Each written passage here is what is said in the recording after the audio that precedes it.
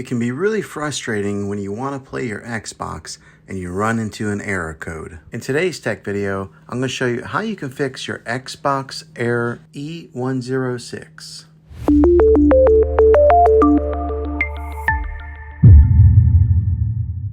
I'm going to show you a few different things to try to help you get your Xbox back up and running again. The first method is the easiest one to try, and that's to do a soft reset. This is where you turn off your Xbox and you turn it back on. The second method is what we call a hard reset. You turn off your Xbox, then you unplug the Xbox from the wall outlet and you wait 60 seconds. Now don't be impatient here, wait the whole 60 seconds and then plug it back in. If your Xbox is working, great. If not, let's move on to the next method. Find your router or your modem that is giving you Wi-Fi and unplug that for 60 seconds. Then plug it back in. You might have to wait a few minutes for it to connect and get back online, but when it does, check your Xbox then. If that doesn't work, then let's move on to the last method. We are going to do a factory reset of your Xbox, which means that you'll have to log back in with all of your credentials, but it will be an important troubleshooting method. First, press the Xbox button X on your controller to open the guide. Then select Profile and System, then go to Settings, then go to System, then Console Info. You're going to select Reset Console. Now on the Reset Your Console screen, you'll see three different options. One will say Reset and Remove Everything. The second will say Reset and Keep My Games and Apps. And the third is Cancel. I would suggest doing the Reset